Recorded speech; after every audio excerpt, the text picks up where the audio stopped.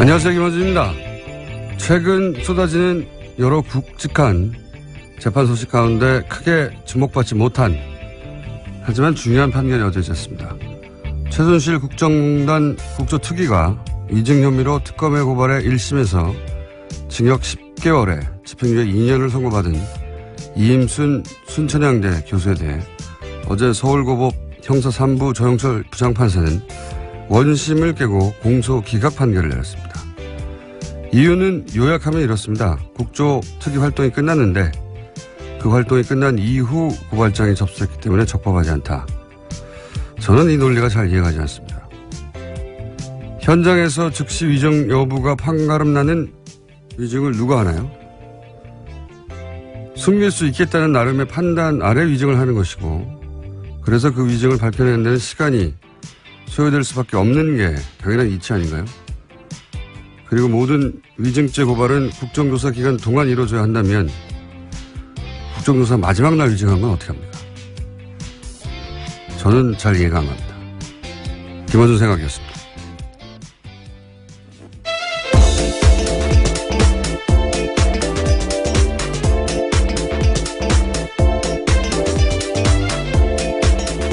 시사인의 김은지입니다. 네.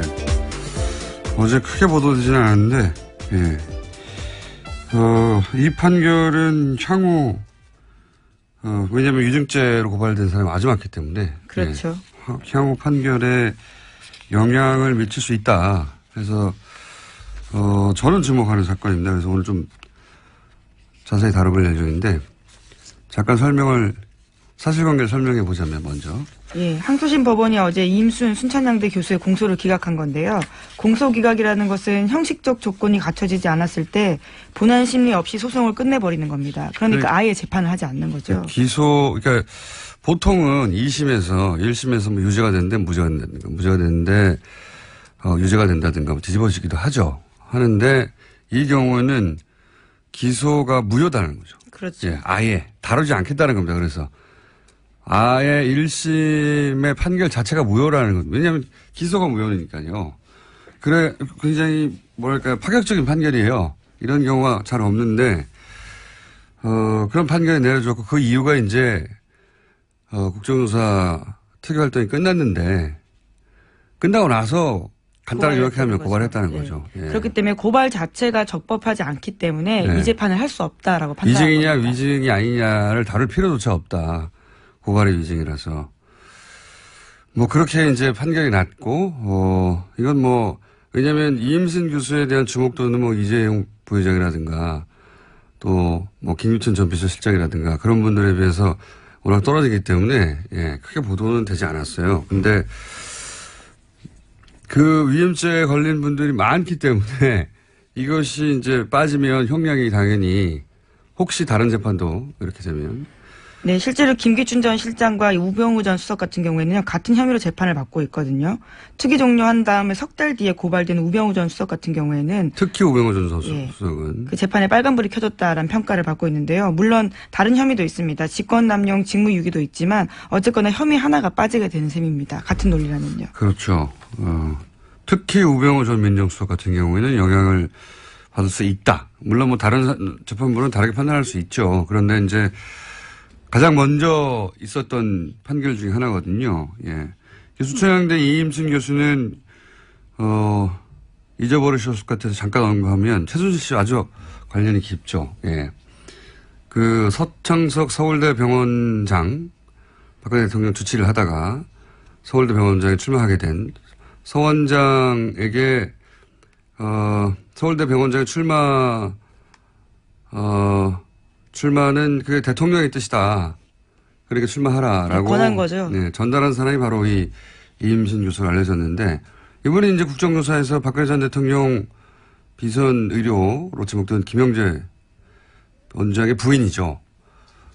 박채윤 씨를 서 원장의 소견 중에 있냐? 이렇게 질문을 했는데, 없다고 했어요. 위증한 거죠. 네, 거짓 증언. 왜냐하면 이게 실제로 소개한 게 드러났고, 본인도 나중에 이제 소개했다고 실토를 했죠. 그래서 위증 고발이 됐는데, 실제 그렇게 소개받은 박채윤 씨는 이제 서 원장에게 서울대 쓰지 않는 성형실을 판매하고, 그리고 자격이 안 되는 남편인 김원재 원장은 또 일종의 특혜를 입어 서울대병원 강남센터 외래 진료 의사 그렇죠. 손님이 됐었죠. 그런 사안에 연루된 분인데 위증을 했다가 고발이 됐습니다. 그래서 1심에서는 유죄 판결이 났어요. 네, 징역 10개월에 집행유예 2년 선고받은 바 있습니다.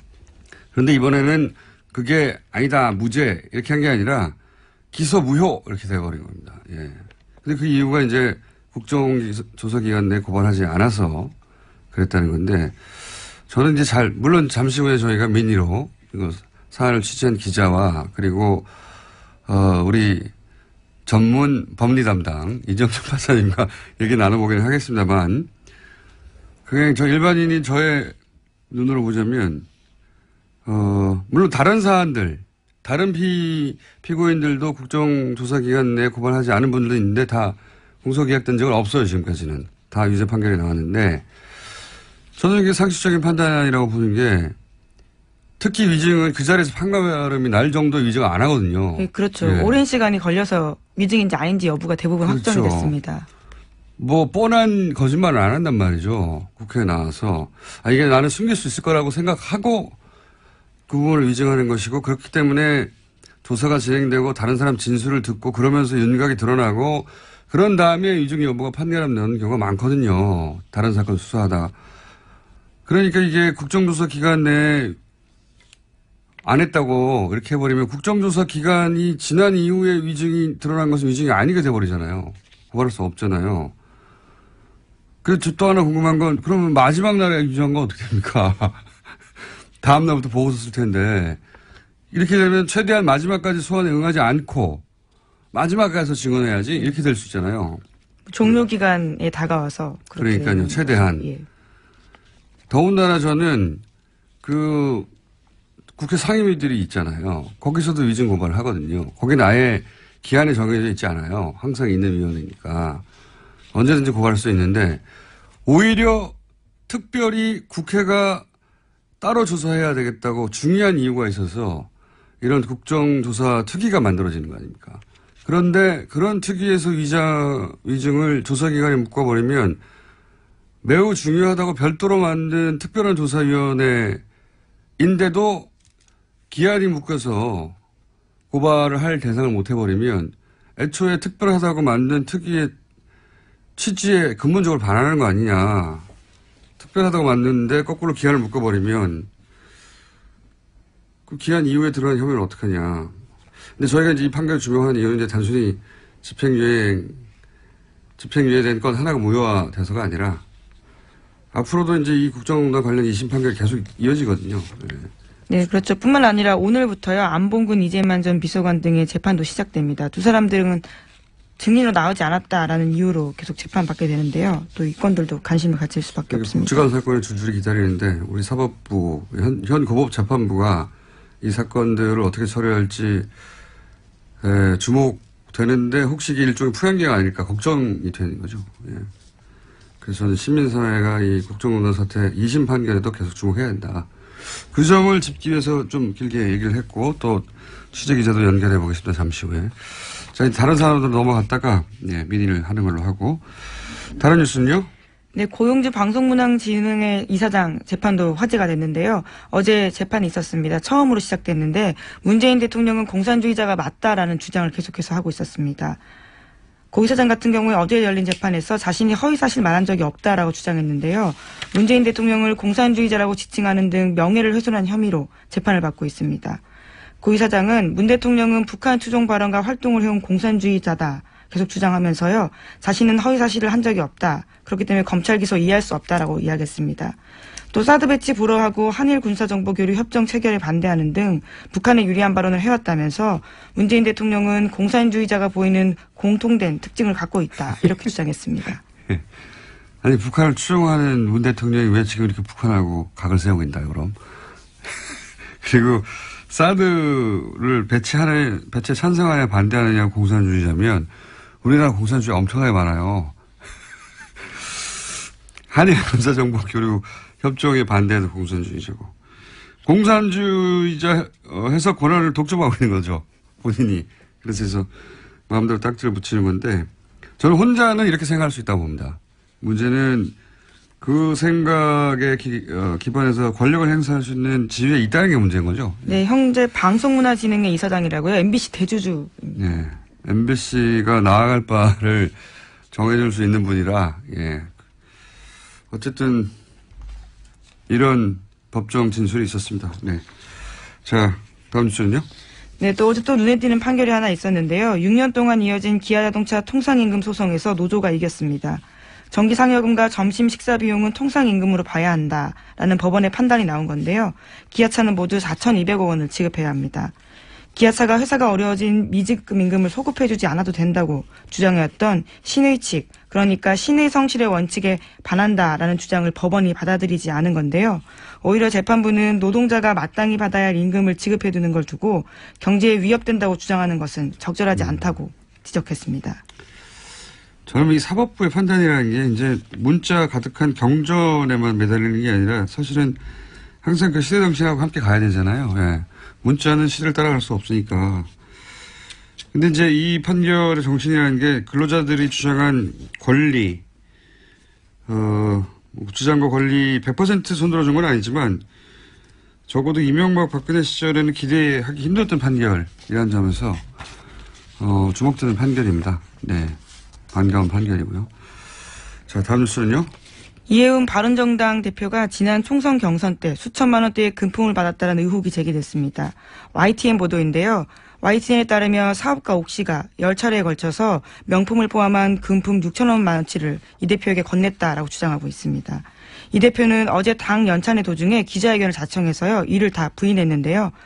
빌린 돈은 오래전에 다 갚았다라는 겁니다. 또 명품 받았다는 의혹에 대해서는 옥 씨가 일방적으로 들고 온 것이고 추후에 비용을 정산했다고 해명했습니다.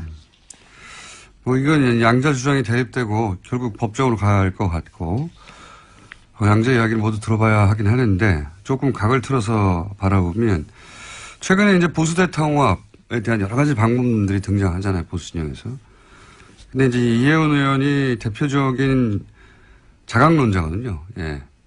통합이 아니라. 예. 그런 자강론자로서의 이해운 대표의 입지를 크게 축소시킨 사건이죠. 예. 네, 어제 기자회견에서도 그와 관련된 질문들이 있었습니다. 하지만 이 대표 같은 경우에는요, 즉답을 피했습니다. 그러니까 보수 대통합, 자유한국당과 바른정당의 여러 가지 형식의 통합, 부상의 사실상 걸림돌이 되었던 분이죠, 이분이. 이은. 그래서 이제 그 걸림돌이 제거되는 정치적 효과가 있다. 예, 이렇게 바라보면. 누군가는 아주 좋아할 사건입니다. 누군가는. 요 사안은 저희가, 좀 더 다음 주에 자세히 다뤄보긴 하겠지만 현재 정치적 효과는 그렇습니다. 당사자에게 주는 효과는 좀 다른 당황스럽겠지만. 자, 다음 뉴스는요. 네, 앞서 잠시 말씀드렸는데요. 안봉근 이재만 전 청와대 비서관 등의 재판이 오늘 시작됩니다. 국회 청문회에 나오지 않았다라는 혐의인데요. 두 사람은 지난해 12월 달에 증인으로 출석하라는 통보받고도 정당한 이유 없이 불출석한 바 있습니다. 뿐만 아니라 윤전추, 또 정매주, 우병우 전 수석의 장모인 김장자 대표 같은 사람들도요. 같은 혐의로 재판을 받게 됩니다. 알겠습니다. 여기서 저희가 언론들은 크게 주목하고 있지 않은데 뉴스공장은 크게 주목하는 판결, 순천향대 이임순 교수의 공소기각 사건 좀 더 깊이 다뤄보겠습니다.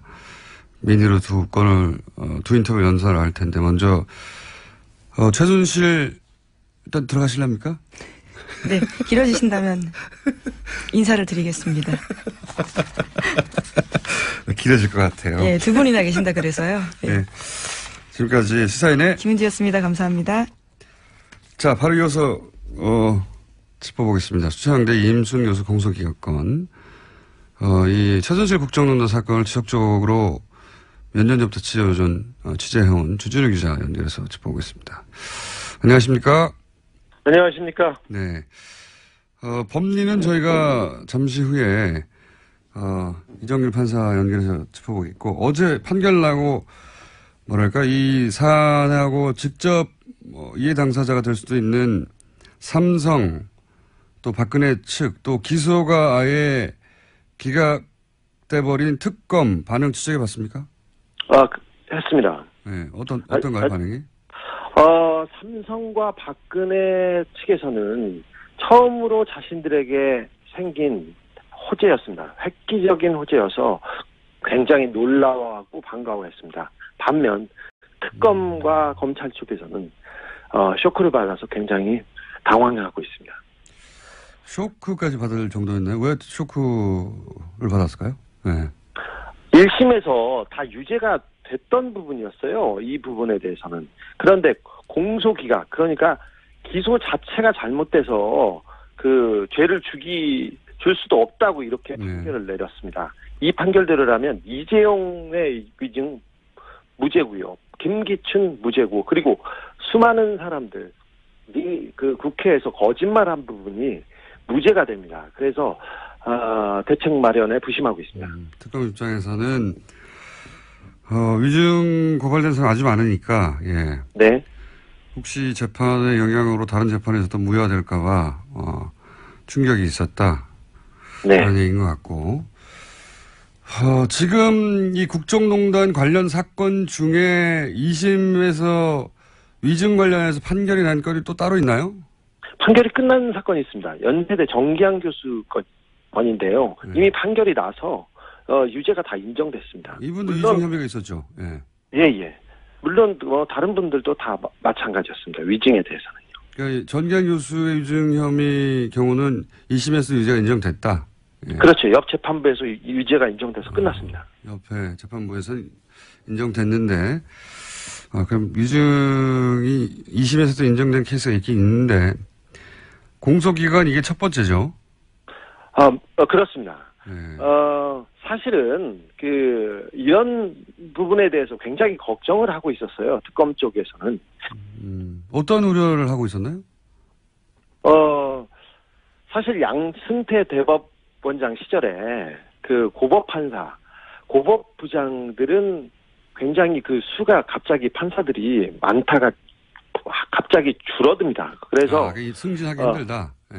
승진하기 굉장히 어려운데 고법부장의 그 양승태가 자기 성향, 그러니까 특별히 보수적인 사람들을 많이 배치해서 그 판결이 이상한 판결이 많았어요. 그래서 이번 그 국정농단 사건에서도 2심에서 승부가 갈린다 이런 생각이 있었습니다. 특별히 삼성에서 2심에서 승부를 보겠다고 하는 시점이었는데 이런 판결이 나오면서 대단히 큰 변수가 시작된 거죠. 특검 입장에서는 양승태 대법관 시절 대체적으로 보수적인 색채가 강한 판사들로 구성됐다는 평가가 있었는데, 네. 특검 쪽에서 우려가 있었고 삼성 쪽에서는 2심의 승부를 보겠다는 분위기가 있었나 보죠, 변호인단에서. 네, 그렇습니다. 삼성도 그렇고 최순실 박근혜 측에서도 그렇고 1심에서 어느 정도 선방한 다음에 2심에서 승부를 보겠다고 하는 그런 분위기, 그런 전략이 있었다. 그런데 네. 이제 혹시 이번 판결이 그런 우려가 현실화되는 거 아니냐 이런 걱정이 특검이나 검찰 쪽에 있다. 네, 그렇습니다. 네. 그렇다면 그렇습니다. 네. 그렇다면 이제 고법 판사들이 대체적으로 보수적이었다라는 평가에 대해서도 한번 얘기를 해봐야 되는데. 그렇습니다. 그런 얘기가 이전부터 있었나요? 예, 특별히 그랬습니다. 사실은 국정농단 사건에서 영장 판사들이 처음 영장 판사들이 바뀌면서 특별히 우병우와 대체적으로 무죄가 많이 나오면서 그 수사가 조금씩 지연되고 막혔습니다. 그런데 고법부장은 특별히 정권 친화질을 느낀 사람들이 많다는 평가였습니다. 그렇습니다, 사실. 양승태 대법원장은 가까운 사람들만 승진을 했는데 이번에 판결을 내린 조영철 부장판사의 경우는 좀 향판 출신으로 지방을 조금 돌던 분이세요. 근데 갑자기 2014년 2월에 서울지방법원 민사수석이라는 요직 중에 요직입니다. 판사한테는. 그 판사로 민사수석으로 발탁됐고 그 다음에 우정부 지원장을 거쳐서 고법부장이 됐는데 이때도 뒷말이 무성했습니다. 근데 이제 한편에서 보면 원래 모든 인사는 탈락한 분들 때문에라도 항상 어떤 조직에는 뒷말이 있거든요. 예. 네, 그런데 판사들은 거의 순서들, 그러니까 등수들이 거의 정해져 가지고 가는 부분 승진하는 부분들이 다 정해졌습니다. 그리고 조영철 부장판사의 경우는 그 순서가 정해졌다는 건 양승태 대법관 시절에 대법원장 시절에 그 정권 친화적이나 혹은 뭐 자신과 가까운 인사들의 순서를 정했다? 어느 정도 어느 자리에 보내면서 그 자리에 누굴 보내겠다 이런 그 순서가 거의 정해졌습니다. 그 전에는 그 판사들은 서울지법에서 시작하고 그 다음에 어디를 갔다가 그 다음에 고법으로 가고 이런 순서가 정해졌는데 조영철 그 판사는 그런 순서에서 승진의 대체적인 관례나 코스가 있었는데 네. 좀 예외적인 경우들이 나타나기 시작했다. 예. 네. 그런데 이 조영철 부장판사의 경우 친박 핵심이었습니다. 친박 핵심인 조은희 서초구청장의 친오빠예요. 그러니까 친박 실세의 친오빠가 그 국정농단 사건을 재판하고 있습니다. 그래서 조금 더 정치적인 것이 아니냐 이 말이 좀 더 있었습니다. 아, 그렇다. 조은희 서초구청장. 근데 이제 가족 관계 때문에 이제 그런 의심의 대상이 되는 건 억울할 수도 있는데 그런 사적 배경 말고 뭐 예를 들어서 과거의 판결 때문에 구설의 대상이 됐다든가. 네, 그렇습니다. 정치적인 거 아니냐 뭐 이런 의혹의 대상이 됐던 판결 그런 케이스가 있었습니까? 정치적으로 의심을 받는 것이 이분의 판결이 약간 조금 이상해요.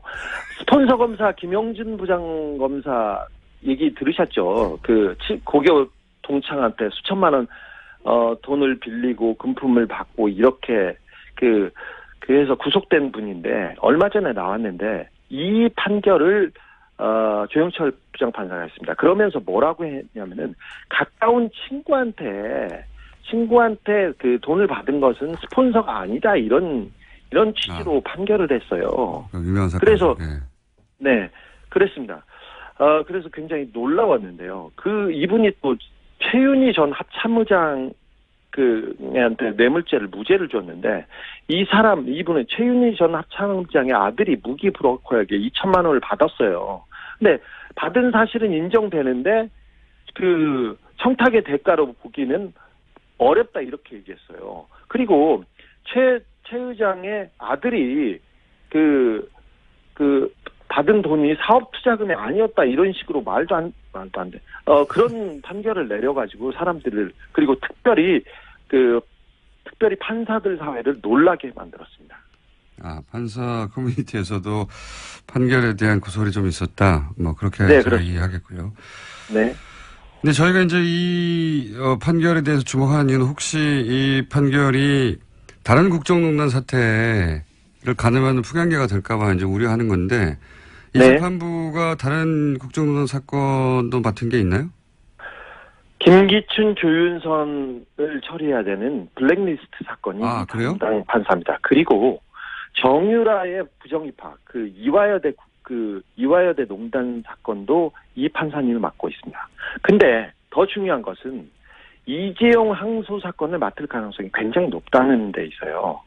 이재용 항소심이 고범에서 진행됐는데 부패 전담 재판부인 형사 1부, 형사 3부, 형사 4부, 형사 13부에서 맡을 가능성이 있습니다. 근데 이분은 형사 3부이십니다. 형사 1부 부장판사는 정은호 전 네이처 리퍼블릭 대표한테 레인지로 받은 김수천 부장판사세요. 그래서 이 뇌물 사건을 그냥 무죄를 주셨으니까 굉장히 이분도 조금 그렇고 형사 13부는 정영식 부장판사라고 있습니다. 정영식 부장판사 기억하십니까, 김정수?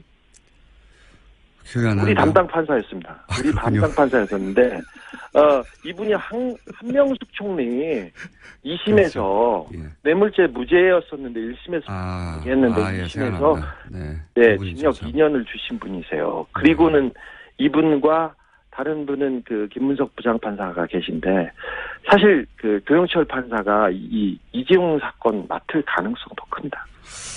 무슨 우려인지 잘 알겠습니다. 오늘 여기까지 하겠습니다. 네, 감사합니다. 네. 지금 시사인 주진우 기자였습니다. 바로 연결해서 여기까지는 이제 기자의 눈에서 바라본 우려였고요. 이번에는 뉴스공장 연속 출연 신기록을 계속 갱신하고 계신 이정열 부전 판사님 전화 연결해 보겠습니다. 안녕하세요. 연속 아니고 어제 안 했잖아요. 네. 그러면 단일 특정 기간 최다 출연. 네. 예. 아니, 앞으로도 계속 그럴 것 같은 것이 이 국정농단 관련 사건이 너무 많다 보니까 그리고 이제 네. 판결이 쏟아지다 보니까 자 좋아하시는군요. 계속 연결하니까. 네, 법리적인 부분 주진우 기자의 네. 이제 기자로서의 우려는 들어봤고요. 네. 이 항소심 법원이 최순실 속칭 주치의라고 평가받았던 이임순 수사영대 교수 공소를 기각했습니다. 공소를 기각했다는 게 특검한테는 충격적이라고 한다고 제가 지금 방금 들었는데 네. 자 이거 좀 짚어주십시오. 예. 일단 이게 좀 여러 가지 측면에서 문제가 좀 되기는 하는데, 네. 일단 문제가 되는 부분만 짚어주십시오. 그럼. 네, 그렇게 많지 않으니까. 일단 알겠습니다. 어제 나온 그 고등법원 판결이 완전히 틀렸다고 보기는 좀 그래요. 그러니까 그 나름대로 논리가 있기는 있습니다. 그런데 이제 가장 큰 차이는 뭐냐면 일단 지금 문제가 된 것은 고발이 있어야만 처벌을 할 수 있다는 논리잖아요. 그렇죠. 국회 고발이 있어야 처벌을 할 수 있는데 고발의 기한이 지나버렸다 이런 거죠. 한마디로. 그러니까 고발이 이제 적법하지 않다는 거죠. 예, 그런데 이 지금 고발이 있어야만 처벌을 한다라고 하는 게 이게 법에 규정이 없어요. 그래요? 예.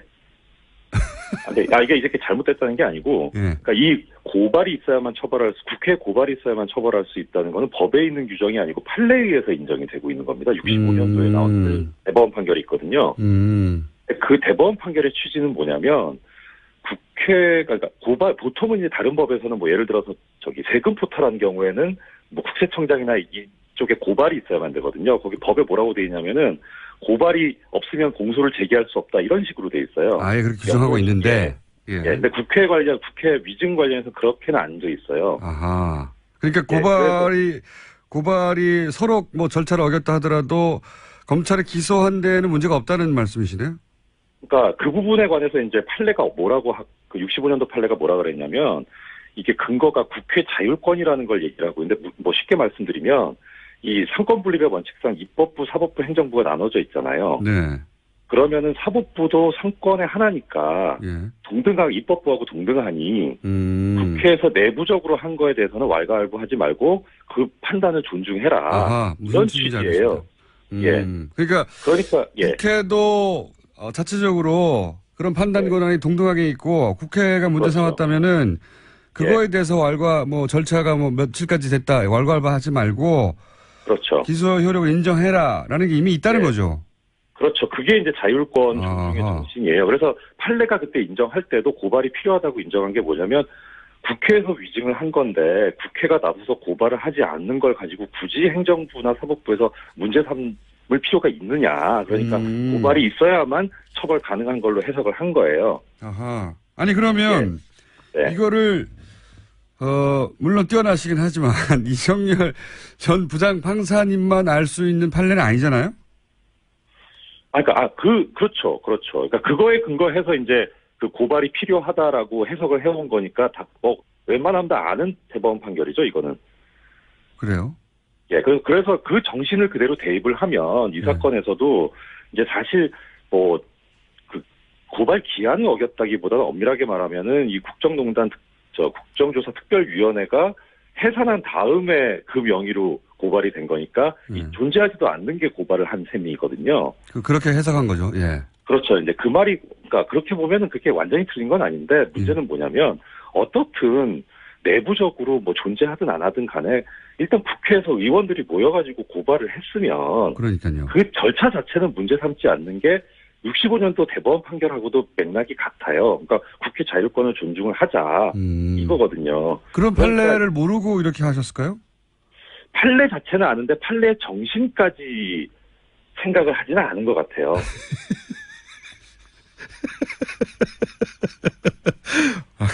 굉장히 뛰어난 해석이십니다. 그러니까 이제 특검도 그렇고 뭐 그 당시 이제 그 국정조사위원회 위원장이었던 김성태 의원도 그렇고 얘기하고 있는 게 국회 자율권상 이게 부당한 판결이다 이렇게 얘기를 하고 있거든요. 그러니까 그 얘기가 그 얘기입니다. 원래 고발이 필요하다고 한 해석 자체가 국회 자율권 존중에서 나온 거니까 여기서도 같은 국회 자율권 존중이라는 정신이 그대로 살아서 유지가 돼야 되는데 고발이 필요 조건일 때는 자율권 존중인데 이 판결에서는 자율권을 무시해버렸거든요. 그러니까 이게 일맥상통하지 않은 거죠. 무슨 취지인지 정확하게 이해했습니다. 그러니까 문구만으로 보자면 그렇게 해석할 여지가 없는 건 아니나 네, 그렇죠. 애초에 국회한테 그런 권한을 준 취지가 있는데 네네. 그 취지에 반한다. 그런 거죠. 예. 저 공장장님 말씀하시니까 되게 쉽네요. 저도 이해가 가네요. 탁월하십니다. 예, 이제 서로 이런 걸 그만하고요. 내용은 정확하게 이해했습니다. 말씀 감사합니다. 네. 예, 고맙습니다. 네. 이정열 전 부장 판사였습니다. 저희가 이 사안을 계속 관심 갖는 이유는 다시 한번 말씀드리지만 앞으로 이제 2심들이 줄줄이 있는데, 시민사회가 주목해서 계속 봐야 한다. 예, 여기까지 하겠습니다.